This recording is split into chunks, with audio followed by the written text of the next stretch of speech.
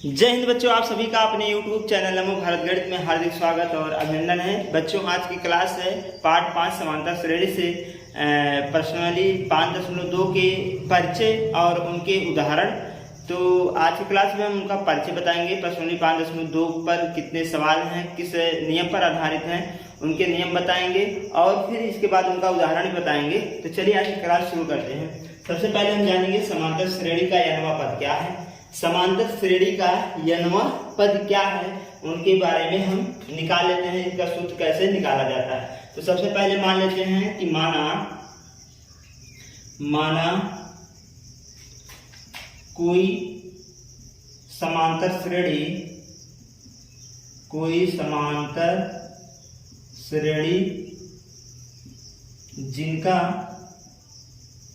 जिनका प्रथम पद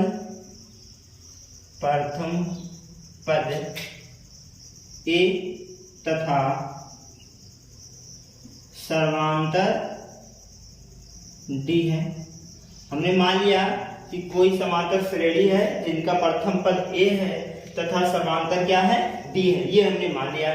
तो हमारा एपी मान लेते हैं। हमारा एपी क्या है, ए है, ए2 मान लेते हैं। ए कामा A2 कामा A3 कामा A4 कामा A5 कामा डॉट। ये हमारा क्या है, AP हो गया। हमारा क्या हो गया, ये AP हो गया। अब इसमें देखिएगा, अगर हम दूसरा पद निकालें, ठीक है, अगर हम निकालें D बराबर क्या होता है, दूसरा पद माइनस प्रथम पद। दूसरा पद क्या है, A2 है और प्रथम पद क्या है, A है। अगर यहाँ से हम दूसरा पद निकालें, दूसरा पद अगर हम यहाँ से दूसरा पद निकालें, A2 है, A2 की वैल्यू अगर निकाला जाए तो A2 बराबर हमारा क्या हो जाएगा, ये इधर जाएगा, क्या बन जाएगा, प्लस बन जाएगा। तो जाएगा A प्लस डी। क्या हो जाएगा, A प्लस डी। तो A2 का वैल्यू हम लिख सकते हैं A plus 2 minus 1 into D. एक डी है, एक डी को 2 माइनस 1 लिख सकते हैं। 2 में से 1 घटाएंगे, 1 आएगा। तो ये हमारा हो जाएगा दूसरा पद। अब अगर हम तीसरे पद की बात करें, तीसरा पद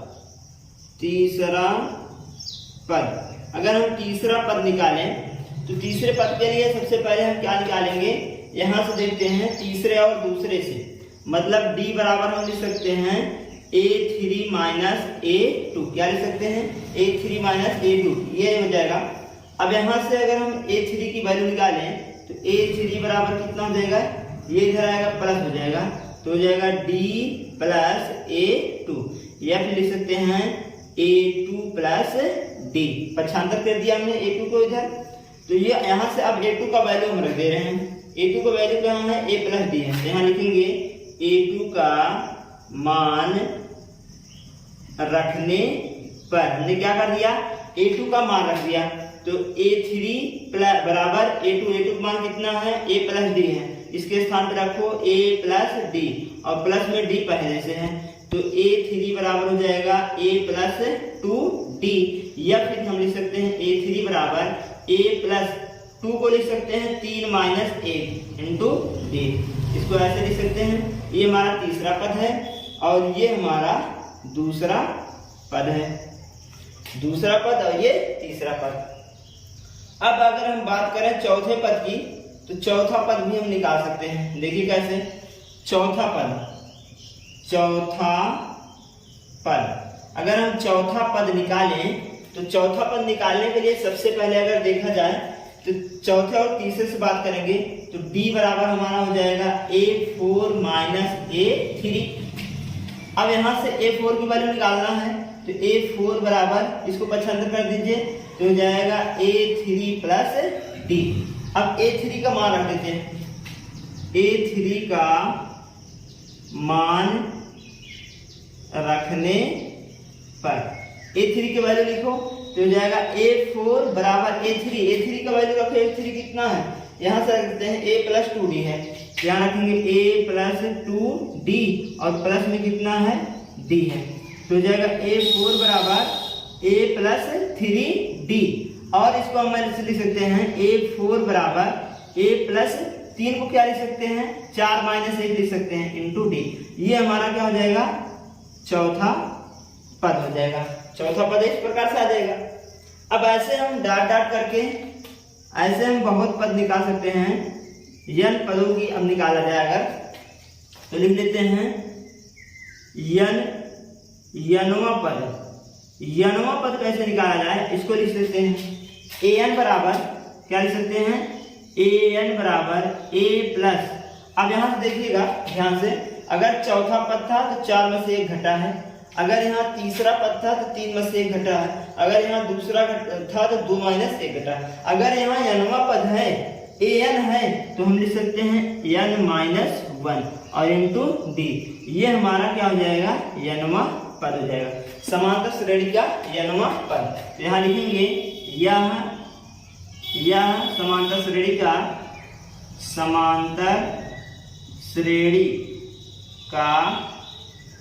nवां पद है। ये क्या है हमारा समांतर श्रेणी का nवां पद है। ठीक है, अगर इसको हम लिखें n क्या है an क्या है nवां पद है, तो ये लिखेंगे nवां पद an हमारा क्या है nवां पद है, तो इसको हम लिख सकते हैं nवां पद बराबर ये क्या है प्रथम पद है, प्रथम पद है, और n क्या है पदों की संख्या है। कितना है पदों की संख्या, कितने पद हैं ये बताता है पदों की संख्या, और माइनस 1 इंटू डी। डी क्या है सर्वांतर है,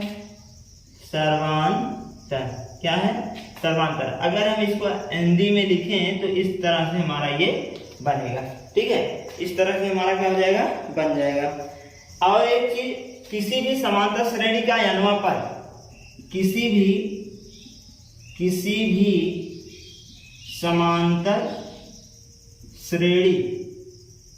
भी समांतर श्रेणी का nवां पद जो होता है, nवां पद किसी भी समांतर श्रेणी का जो nवां पद होता है वो अंतिम पद होता है। nवां पद अंतिम पद होता है और इसे अंतिम पद को इसे यल से प्रदर्शित करते हैं।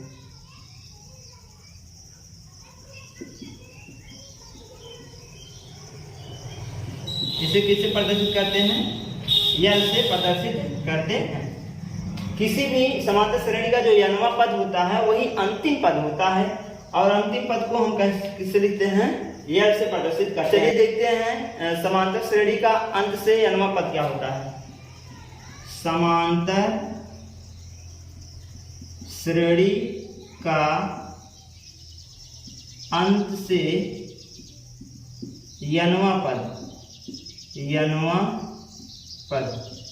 समांतर श्रेणी का अंत से nवां पद क्या होगा इसको देख लेते हैं। अब याद रखिएगा, यदि प्रथम पद ए सर्वांतर डी तथा अंत पद या अंत nवां पद ज्ञात हो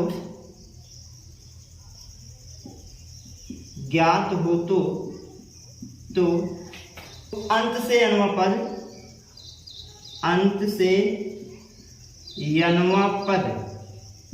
बराबर होता है n माइनस 1 इंटू डी। ये क्या हो जाएगा हमारा सूत्र हो जाएगा। अगर आपको प्रथम पद ए पता हो, समांतर डी पता हो, तो अंत से nवां पद पता हो, तो अंत से nवां पद बराबर होता है n माइनस 1 इंटू डी होता है। जहां यल क्या है समांतर श्रेणी का अंतिम पद है, अंतिम पद है। ठीक है ना। तो अगर आपको अंतिम पद निकालना है तो ये वाला सूत्र लगाकर आप अंतिम पद निकाल सकते हैं, और अगर आपको nवां पद निकालना है तो ये वाला सूत्र लगाकर निकाल सकते हैं। तो बच्चों ये था पद चेक प्रश्नली 5.2 पर कितने सवाल किस पर आधारित है, तो इन दोनों पर आधारित है, हमने इसको बता दिया है। चलिए अब देख लेते हैं इनका उदाहरण क्या है। इसके पिछले क्लास में उदाहरण नंबर 2 तक बता दिए थे, आज की क्लास में उदाहरण नंबर 3 शुरू करते हैं। तो ये उदाहरण नंबर 3 है, कह रहा समांतर श्रेणी 2, 7, 12 का 10वां पद ज्ञात कीजिए। 10वां पद ज्ञात करना है। तो सबसे पहले हम यहाँ से ध्यान दीजिएगा क्या करना है। सॉल्यूशन में हम क्या करेंगे कि समांतर श्रेणी आपको दिया है, एपी कितना दिया है, 2 दिया है, 7 दिया है, 12 दिया है, ये हमारा एपी है। ठीक है, अब इसमें देखिए प्रथम पद, जो सूची का पहला संख्या होता है वही प्रथम पद होता है। तो प्रथम पद ए बराबर कितना हो जाएगा हमारा 2 हो जाएगा, ये प्रथम पद हो गया। अब सर्वांतर निकाल लेते हैं। सर्वांतर कैसे निकालते हैं, जिसे डी से लिखते हैं, दूसरा पद माइनस पहला पद, दूसरा पद, तीसरा पद, ये है। तो दूसरा पद माइनस पहला पद, दूसरा पद क्या है 7 है, पहला पद क्या है -2 है, ये होता है दूसरा पद माइनस पहला पद। जब इसको घटाएंगे तो आएगा कितना, डी की वैल्यू 5 आएगा। ये हमारा ए की वैल्यू हो गई और ये हमारा हो गया डी की वैल्यू, ए और डी आ गया। अब कह रहा है नवां पद ज्ञात कीजिए, 10वां पद ज्ञात कीजिए। तो यहाँ लिखा है 10वां पद, जिसे हम कहेंगे n बराबर 10। नवां पद क्या है, 10वां पद क्या है, n बराबर 10 है। ये आपको ज्ञात करना है, जिसे हम कहेंगे n बराबर 10। अब यहाँ से निकाल लीजिए, इसके मतलब आपको निकालना क्या है, an निकालना है। n की वैल्यू कितना है 10 है, तो a 10 निकालना है आपको। क्या निकालना है, a 10। सूत्र लगा लीजिए, नवां पद वाला सूत्र लगाइए। an बराबर क्या होता है, an बराबर क्या होता है, a plus n minus 1 into D, यही तो होता है। an की वैल्यू निकालना है, n बराबर कितना है 10 है, तो यहाँ रखेंगे एक n के स्थान पे 10 रखेंगे, a 10 बन जाएगा, a 10 हो जाएगा। a की वैल्यू कितना है, a की वैल्यू 2 है, 2 रखेंगे, और n की वैल्यू कितना है 10 है, तो 10 रखेंगे -1 इंटू डी की वैल्यू कितना है 5 है, यहाँ रखेंगे 5। और आगे सॉल्व कर दीजिए तो जाएगा a 10 बराबर 2 प्लस 9 में से 1 गया, सॉरी 10 में से 1 गया, 9 आएगा और गुणे में कितना है 5 है, तो ये हो जाएगा 2 प्लस 5 9 45 होता है, और 45 2 47 हो जाएगा, 47। तो a10 की वैल्यू कितना है 47 आ गया, इसका मतलब 10वां पद कितना है 47 है। 10वां पद हमारा कितना हो जाएगा 47 हो जाएगा, ये हमारा आंसर हो जाएगा। ठीक है, तो ये आपको समझ में आ गया होगा। चलिए अब अगला उदाहरण देते हैं, उदाहरण नंबर 4 है। इसमें क्या कर रहा है, समांतर श्रेणी 21, 18, 15 का कौन सा पद -81 है, इसमें से कौन सा पद -81 है, कौन सा पद, मतलब पद पूछ रहा है, n की वैल्यू पूछ रहा है। इसके साथ साथ यह भी बताइए कि इस समांतर श्रेणी का कौन सा पद शून्य है, कौन सा पद शून्य है, ये भी पूछ रहा है। ये पूछ रहा है यहाँ पर कौन सा पद -81 है, यहाँ पूछ रहा है कौन सा पद शून्य है, कारण सहित उत्तर दीजिए। तो चलिए इसको सॉल्व कर लेते हैं। आपको एपी दिया है, एपी क्या दिया है 21 दिया है, 18 दिया है, 15 दिया है, ये हमारा हो जाएगा एपी, ये एपी दिया है। अब यहाँ पर अगर सॉल्व करें तो प्रथम पद ए बराबर कितना है 21 है, ठीक। और डी सर्वांतर, अगर सर्वांतर निकालें डी की वैल्यू, तो डी की वैल्यू दूसरे पद माइनस पहला पद, तो 18 माइनस 21 करेंगे, कितना होगा 18 माइनस 21, तो ये हमारा कितना हो जाएगा, घटा लेते हैं, डी की वैल्यू आ जाएगा, तो 8 आएगा 7 माइनस 21 में से 18 घटा दीजिए, 18 3 21, 3 आ जाएगा। डी की वैल्यू कितना आ गया -3 आ गया, और ए की वैल्यू कितना आ गया 21 आ गया, इतना आ गया। अब कह रहा है कौन सा पद -81 है, ये पूछ रहा है। हम मान लेते हैं कि माना यनवा पद 81 है, यहाँ पर मान लेते हैं कि माना यनवा पद क्या है 81 है, -81 है। हमने मान लिया कि माना यनवा पद क्या है -81 है। इसके मतलब यहाँ दे रखा है कि an बराबर कितना है -81, ये दिया है।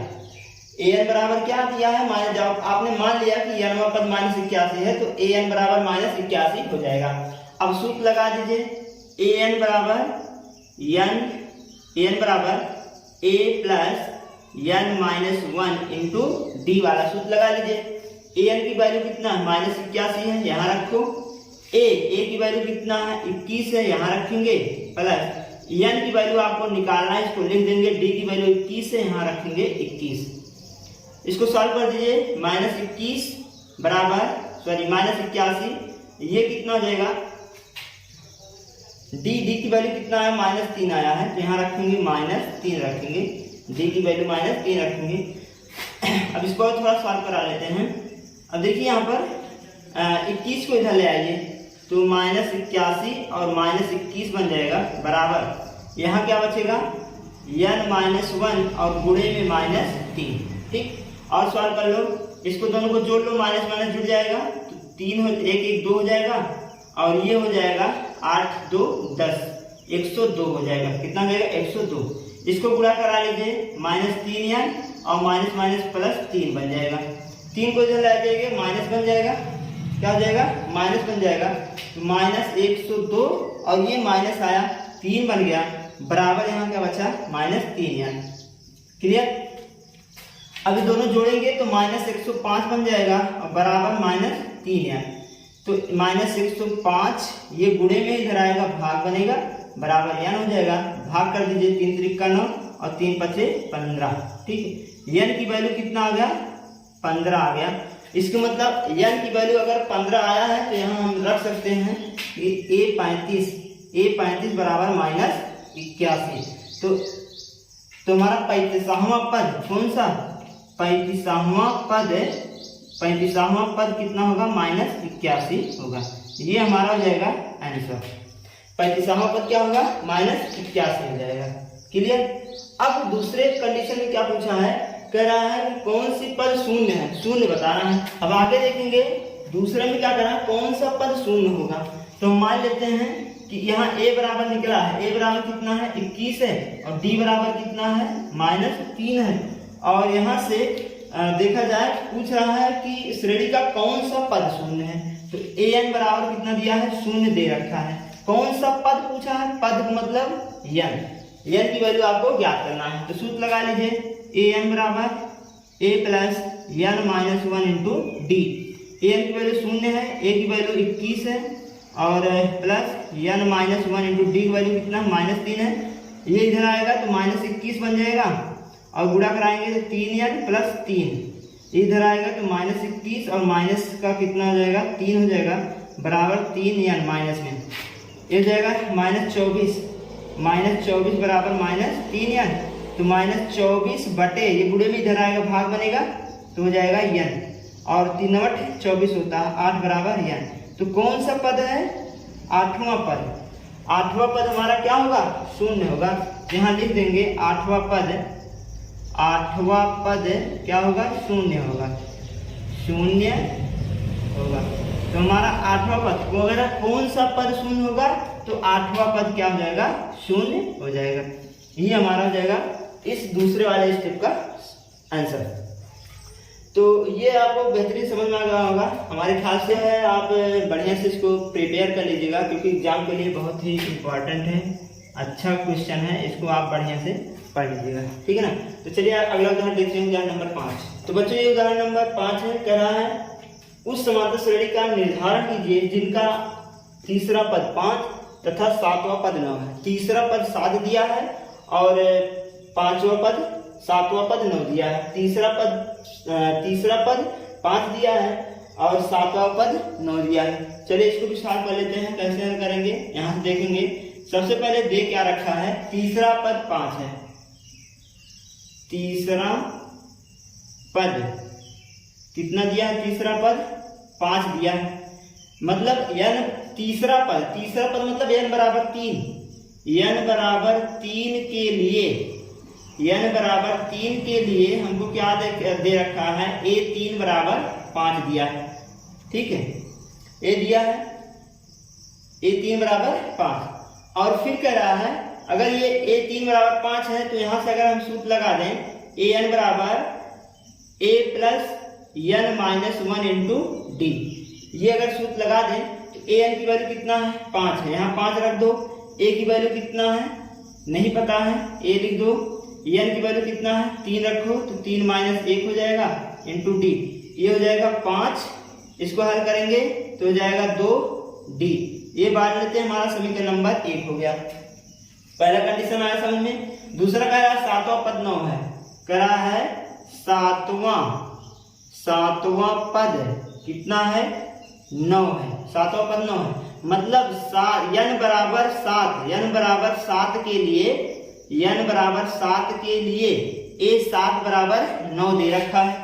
यहाँ भी सूत्र लगाओ, an बराबर a plus n minus 1 into D वाला सूत्र लगा दीजिए। मान रखो an की वैल्यू कितना दिया है 9 दिया है, और n की वैल्यू कितना है 7 है, a की वैल्यू नहीं है, यहाँ 7 माइनस 1 हो जाएगा इंटू डी। अब इसको हल कर लेते हैं, 9 बराबर हो जाएगा a प्लस 7 में से 1 गया 6d आ गया। ये हमारा हो गया समीकरण नंबर 2। अब क्या करते हैं, समीकरण 1 और 2 की तुलना कराकर देखिए। यहाँ पर 1 और 2 से a और d का मान हम निकाल सकते हैं। तो यहाँ से देखिएगा a की गुणांक 1 है, a की गुणांक 1 है। यहाँ विलोपन विधि लगा लेते हैं, विलोपन विधि हमारा आसान है। तो समीकरण 1 में से 2 को घटाने पर लिखेंगे समीकरण 1 में से 2 को घटाने पर घटा दीजिए। ये होगा हमारा पहला 5 बराबर a प्लस 2d। ये दूसरा है 9 बराबर a प्लस 6d। घटा दीजिए, a माइनस हुआ, a भी माइनस हुआ, a भी माइनस हुआ, ये दोनों कैंसिल हुआ, a ठीक है। तो 9 में से 5 गया कितना आएगा -4 आ जाएगा। 6 में से 2 घटाएंगे तो -4d आ जाएगा। ये गुणे में इधर आएगा, भाग बनेगा -4/4 बराबर d। तो 1 आ गया, d की वैल्यू कितना आ गया 1। ये हमारी d की वैल्यू आ गई।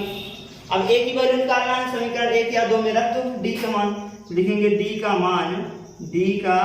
मान समीकरण 1 में रखने पर 1 हमारा कहाँ है यहाँ है। तो हो जाएगा 5 बराबर a प्लस 2 गुणे 1, d का मान कितना है 1 है, हमने यहाँ रखा 1। तो हो जाएगा 5 बराबर a प्लस 2 1 के 2 हो जाएगा। इधर आएगा तो घट जाएगा, तो आएगा 5 माइनस 2 बराबर a। तो a की वैल्यू कितना आ जाएगा 3 आ जाएगा। a का मान कितना आया 3 आया, d का मान कितना आया 1 आया। अब a और d आपको मिल गया, a और d मिल गया है। अब समांतर श्रेणी बना लीजिए। समांतर श्रेणी का व्यापक रूप, समांतर श्रेणी का व्यापक रूप हमने लिखवा दिया है। क्या होता है व्यापक रूप, a plus d, a plus 2d, a plus 3d dot dot dot, ये होता है। तो यहाँ a की वैल्यू कितना है 1 है, यहाँ रखेंगे 1, 3 है, यहाँ रखेंगे 3, और फिर यहाँ रखो 3 प्लस 1, यहाँ रखो 3 प्लस 2 गुणे 1, यहाँ रखो 3 प्लस 3 गुणे 1 डॉट डॉट। इसको जब सॉल्व करेंगे आएगा 3 4, ये हो जाएगा 2 के 2 3 2 5 हो जाएगा, और 3 1 के 3 3 3 6 हो जाएगा डॉट डॉट। ये हमारा हो जाएगा समांतर श्रेणी। ठीक, आप इस प्रकार से इसको हल कर सकते हैं। तो बच्चों ये था उदाहरण नंबर 5। प्रश्नोली 5.2 में अभी और उदाहरण है, हमने 5 तक बता दिया है। अब अगले क्लास में इसका अगला और उदाहरण बताएंगे। तो आज की क्लास बस यहीं तक बच्चों। अगर ये क्लास आपको अच्छा लगा हो तो लाइक सब्सक्राइब और शेयर करें अपने दोस्तों के साथ, और कमेंट में अपना कमेंट लिखना ना भूलें। ठीक है, जय हिंद बच्चों, धन्यवाद।